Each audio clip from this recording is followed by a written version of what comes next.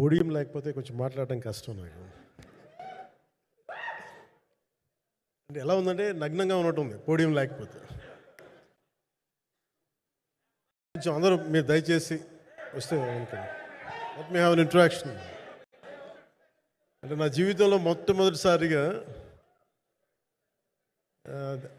అదే ఎప్పుడు చేశాను ఇంత, నాకు పొలిటికల్ ఇంటరాక్షన్ చేశాను కానీ మీడియా మిత్రులతోటి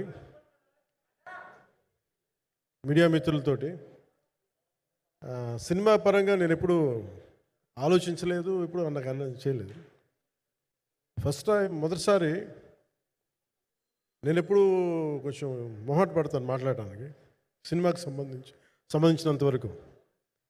ఇక్కడ సినిమాని ఎలా ప్రమోట్ చేసుకోవాలో నాకు తెలియదు. పని చేయడం తెలుసు తప్ప దీన్ని అంటే మనం ఇంత చేసామని చెప్పడం ఎప్పుడు నాకు కొంచెం ఎబ్బెట్టుగాను ఇబ్బందిగా ఉంటుంది. ఇంకా నేను చాలా యాక్సిడెంటల్ యాక్టర్ అండ్ ఇంకా గత్యంతరం లేక టెక్నీషియన్ అయిన వాడిని.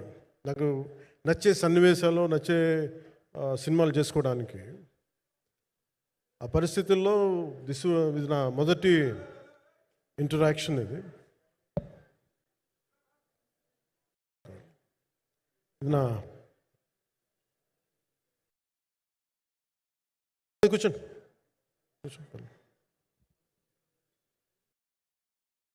రథం గారు వస్తారా? ఇదంతా చేయడానికి, మీడియా మాట్లాడడానికి ఇదేదో నాకు పొగరు అహంకారం ఏం కాదు. సినిమా గురించి నాకు చెప్పుకోవడం, ఎబ్బెట్టుకోవడం, ఏం మాట్లాడాలో తెలియక చెప్తే ఎక్కువైపోద్దా, చెప్తే తక్కువ అయిపోద్దా అని. కానీ ఈ పర్టికులర్ ప్రెస్ మీట్ ఎందుకు పెట్టానంటే ఏం రత్నం గారి కోసం పెట్టాను. అంటే సినిమా బతకాలి అంటే ఈవినింగ్ ఆడియో ఫంక్షన్ పెట్టుకొని మళ్ళీ ప్రెస్ మీట్ దేనికంటే మళ్ళీ నాకు మీతో ఇంటరాక్షన్ అయ్యే అవసరం, ఫంక్షన్ తర్వాత ఉండకపోవచ్చేమో అని చెప్పేసి అదొకటి మేజర్ ఒక ఇది కన్సర్న్. అదొకటి. అంటే రత్నం గారు అంటే ఈవినింగ్ చెప్దాం అనుకున్నా, బట్ స్టిల్ ఇప్పుడే చెప్పేస్తున్నాను ఈ మాట. త్రివిక్రమ్ గారు రాసిన ఒక డైలాగు అజ్ఞాతవాసిలో, ఒక చిన్నపాటి సౌకర్యం కోసం, ఇక్కడ మీరు కూర్చున్న ఒక చిన్నపాటి కుర్చీ కోసం ఒక యుద్ధమే చేయాల్సి వస్తుంది. అలాంటిది ఒక సినిమాని చేయడం అంటే ఎన్నిసార్లు మినీ యుద్ధాలు చేయాలి, ఆర్థికంగా కావచ్చు, క్రియేటివ్గా కావచ్చు, వీటన్నిటికీ సంబంధించి. అలాంటిది నేను ఎప్పుడు కూడా సినిమాల్లోకి రాకముందు ఏం రత్నం గారు లాంటి వ్యక్తి నా ప్రొడ్యూసర్ అయితే బాగుండు అనుకున్నాను.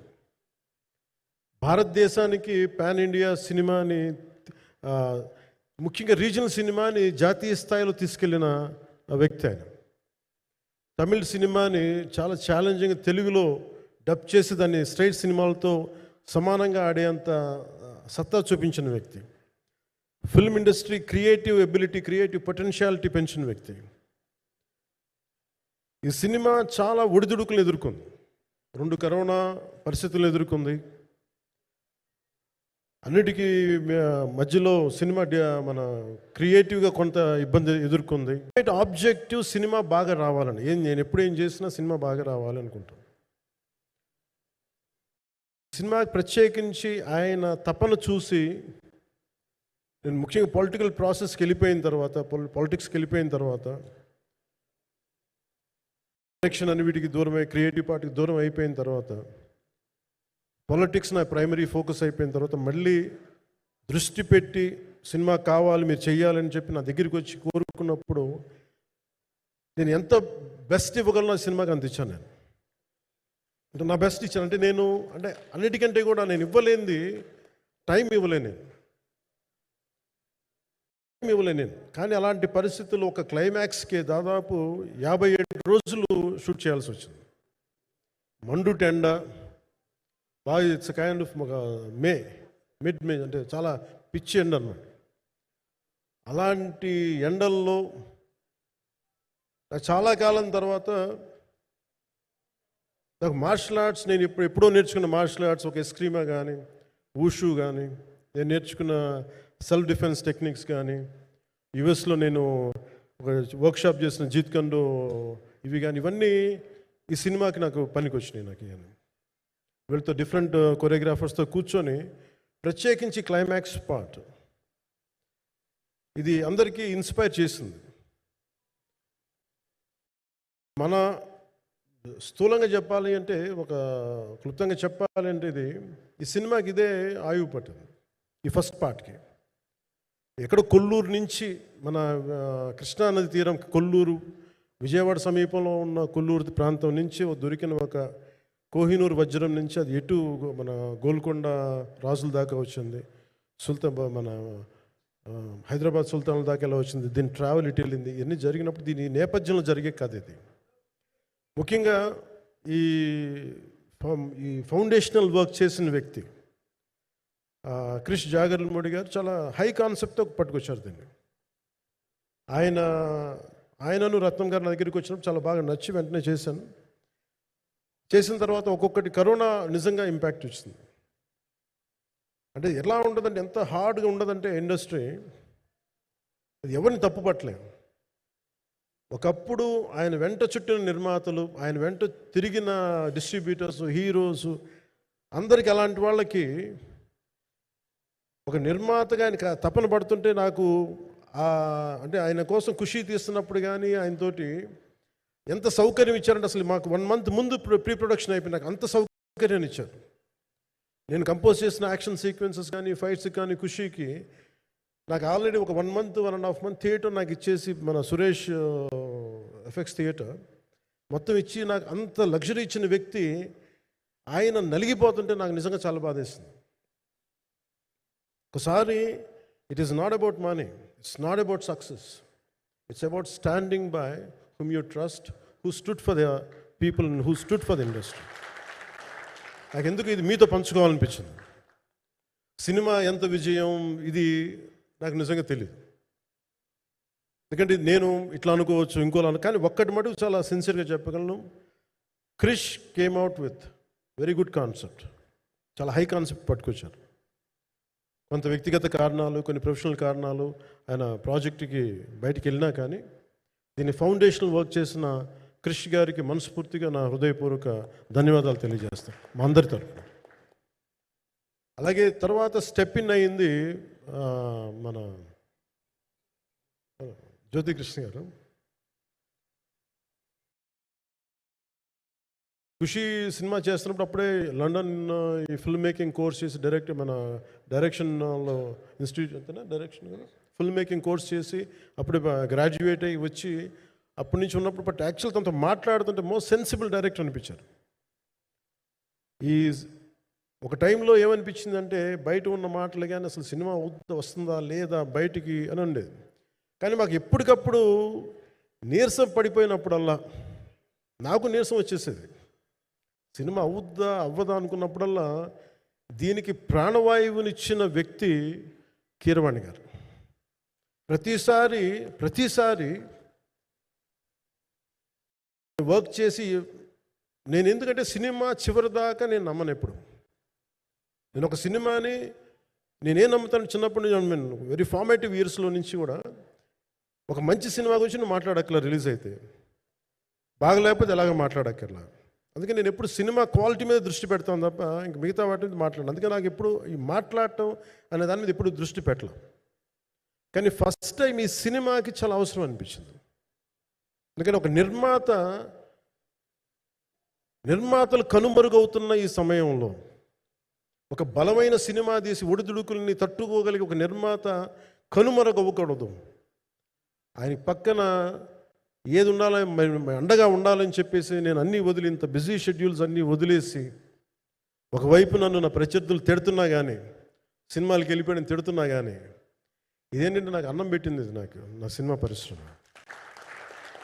అంటే ఇక్కడున్న మిత్రులందరూ కూడా చాలామందికి నేను ఇండివిజువల్ ఇంటర్వ్యూస్ ఇచ్చాను. నేను చాలాసార్లు నాగేంద్ర కానీ మీరు కానీ చాలామందికి, వీళ్ళందరూ చాలామందికి నేను వ్యక్తిగతంగా తెలుసు.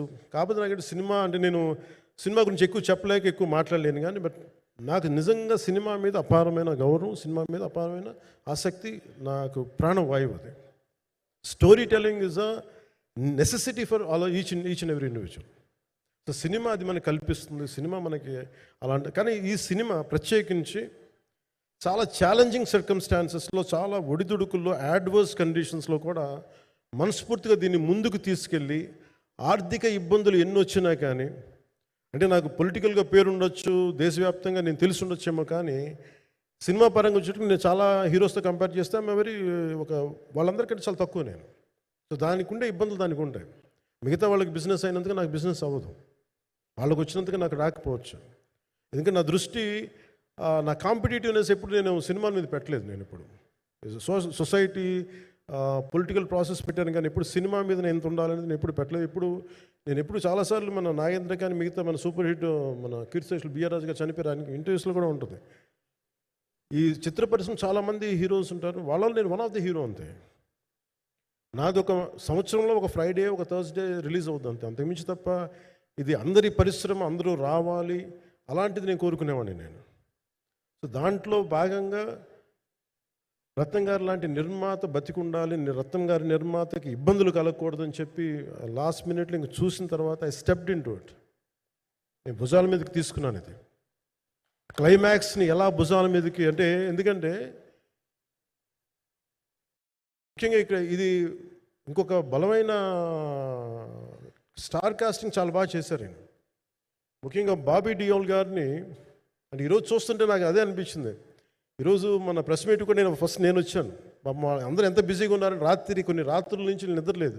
మన మనోజ్ పరమహంస గారికి కానీ, రత్నం గారికి కానీ, జ్యోతి గారికి కానీ, పాపం ఈ సినిమా ప్రమోషన్ సింగిల్ హ్యాండెడ్గా పాపం నిధి అగర్వాల్ భుజాల మీద వేసుకొని నాకే బాధ అనిపించింది. పాపం ఒక అమ్మాయి తన కెరీర్ దాన్ని చూసుకోవాల్సిన అమ్మాయి కూర్చోబెట్టి నాకే సిగ్గు అనిపించింది. I had truly appreciate you. అంటే చాలా పాపం అన్నీ వెళ్తా ఉంటే నాకు ఇదేంటి సినిమాని అనాథలా వదిలేశారండి అనుకొచ్చింది. సో నాకేమనిపించింది, ఈ సినిమాకి ఎవరు అనాథలా వదలలేదు, నేను ఉన్నానని చెప్పడానికి వచ్చాను ఈ రోజున. ఎందుకంటే నేను కోట్లాది మంది ప్రజలకి అండగా ఉండేవాడిని, దేశంలో ఉండే సమస్యలకి స్పందించేవాడిని. అలాంటిది తెలుగు సినిమాకి, నా సినిమాలకి మీకు తెలుసు గతంలో ఎన్నిసార్లు ఇబ్బందులు పెట్టారు. అదే మన ప్రభుత్వం అక్కడికి రాగానే వెంటనే సాధారణంగా హృదయ కవాటాలు తెరిచి మరి ఆహ్వానించాం. ఏమీ కృతజ్ఞత కూడా ఆశించలేదు. అంత చిత్ర పరిశ్రమను అంత గుండెల్లోకి తీసుకుంటాం. అలాగే దీనికి సంబంధించి అలాంటిది నా సినిమాని నేను ఎందుకు వదిలేస్తాను? ఎందుకంటే ఇది ఇంకో సినిమా కాదు. ఒక మేకప్ మ్యాన్గా ప్రారంభమయ్యి ఇంకో ప్రొడ్యూసరు, డబ్బులున్న ప్రొడ్యూసరు, పెద్ద జీవితాల నుంచి వచ్చిన ప్రొడ్యూసరే కాదు, చాలా చిన్న స్థాయి నుంచి, ఒక మేకప్ మ్యాన్ స్థాయి నుంచి బాయ్గా స్టార్ట్, అంటే చిన్నపాటి అసిస్టెంట్గా స్టార్ట్ అయ్యి చాలామంది మన సీనియర్ దర్శకులందరి దగ్గర పనిచేసి అంచెలంచెలుగా ఎదిగి నిర్మాత అయ్యి, దర్శకుడయ్యి, స్క్రీన్ ప్లే రైటర్ అయ్యి, మీరు ఏమన్నానంటే ఆయన మౌనంగా ఉంటారు. ఎవరు ఎన్ని ఇబ్బందులు పెట్టినా మౌనంగా ఉంటారు. ఆయన మౌనం ఒకసారి నాకు విపరీత అసహనానికి గురి చేసేస్తుంది. మీరు ఏదైనా మాట్లాడాలంటే ఎవరు ఇబ్బందులు పెట్టి ఏం ఎదురు తిరగరు ఏంటంటే ఇలా అంటారు, ఏం చేయాలి. ఇంకా ఇలాంటి వ్యక్తికి ఆయన మౌనం నన్ను ఇలా రోడ్ల మీదకి వచ్చి ఇలా మీ దగ్గరికి ముందు నుంచోబెట్టింది. అంటే ఆయన ఏంటంటే చెప్తారు, ఆయన మౌనం అంటే రమణ మహర్షి నుంచి బాగా నేర్చుకున్నట్టున్నారు. మౌనం అన్నిటికీ సమాధానం. సో నాకు మనస్ఫూర్తిగా ఈ స్టార్ కాస్టింగ్ ఒకటి, అంటే నాకు చిత్ర పరిశ్రమ మీద ఎందుకు ఇంత గౌరవం అంటే, మనందరం కులాల మీద, మతాల మీద, ప్రాంతాల మీద, భాషల మీద కొట్టుకుంటూ ఉంటాం. But any film industry take in this world, especially Indian film industry, దీనికి there is no caste discrimination, there is no region discrimination, there is no religion discrimination, nothing. It's purely your creative potentiality, purely your creative ability. నువ్వు చిరంజీవి గారి తమ్ముడు కావచ్చు, చిరంజీవి గారి కొడుకు కావచ్చు, లేదంటే ఇంకొకళ్ళు అబ్బాయి కావచ్చు, మేనల్లుడు కావచ్చు, ఇట్ డజంట్ మ్యాటర్. నీకు టాలెంట్ లేకపోతే నువ్వు నిలబడలేవు, నీకు సత్తా లేకపోతే నువ్వు ఇక్కడ ఉండలేవు.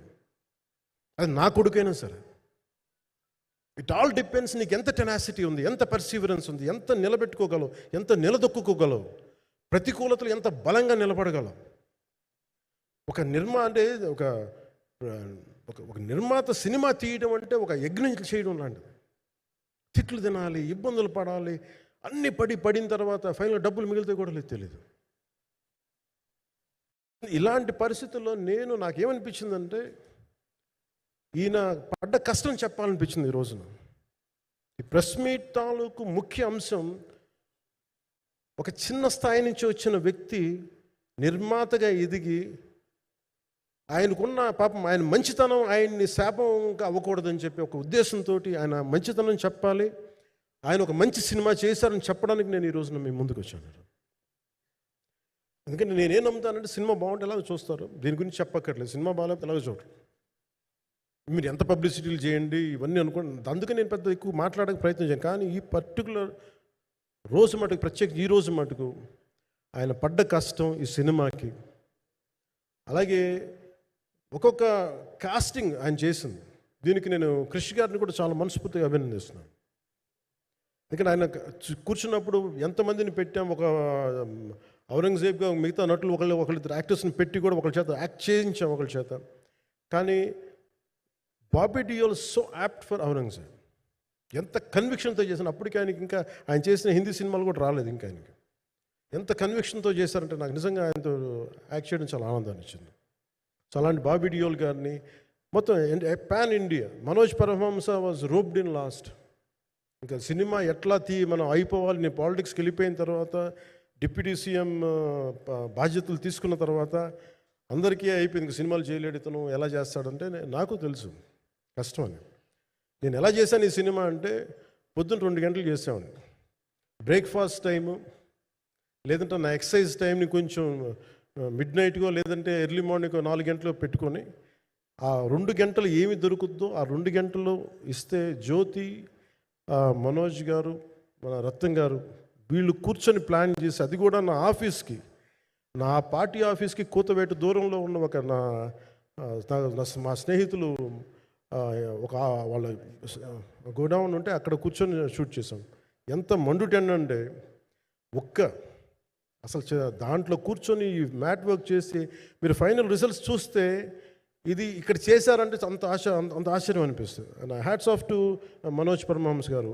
అండ్ ఈ సీన్స్ అన్నిటికీ ప్రీ విజువలైజేషన్, ప్రతి సీన్ చేయబోయే ముందు అసలు నాకు ఏమనిపించిందంటే, సినిమా చేయగలమా లేదనని పరిస్థితుల్లో జ్యోతికృష్ణ గారు ముందుకు వచ్చి నాతో మాటలు నేను చెప్పలేదని, ఇది ఇలా చేస్తాం అలా చేస్తాం ఏం చెప్పలా, ఏమి చేయబోతున్నాడో everything was pre visualised.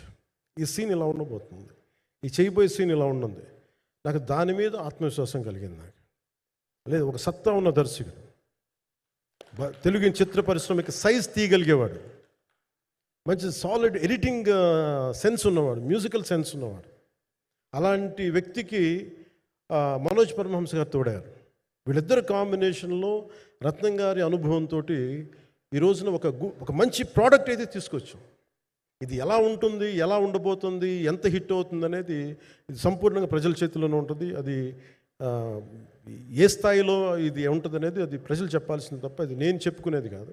But నా వరకు నేను ప్రత్యేకించి నేను వ్యక్తిగతంగా చేసింది ఈ సినిమాకి, అపార్ట్ ఫ్రమ్ యాక్టింగ్ కాంట్రిబ్యూషన్, నేను ఏ సినిమా చేసినా ప్రతి సన్నివేశంలోనూ, ప్రతి సాంగ్ అండ్ డాన్స్లో కూడా కొన్నిసార్లు నేను చేయలేక, నేను ఒక రిలక్టెంట్ యాక్టర్లో ఎలాగో టెక్నీషియన్గా కూడా నాకేంటంటే, సుస్వాగతం సినిమాలో నన్ను తీసుకెళ్ళి వైజాగ్లో బస్సు మీద ఎక్కించి డ్యాన్స్ చేయమన్నారు. చచ్చిపోయిన డ్యాన్స్ ఇలాగే. ఇంకా మిగతా వాళ్ళకి ఎంత తేలికైన డ్యాన్స్ నాకు చేయాలంటే నేను గింజుకుపోయి నేను అనుకున్నాను ఈ రోజు ఇంకా సినిమాలు మానేస్తాను చెప్పి మా వదినికి ఫోన్ చేసి కూడా చెప్పాను, చాలా పర్యాలు చెప్పాను. అలాంటి అందుకని నాకేంటంటే సాంగ్ అండ్ డ్యాన్స్ కూడా నేను ఎలా చేయగలను దానికి అనుకోగా నేను ఎత్తుక్కుంటాను.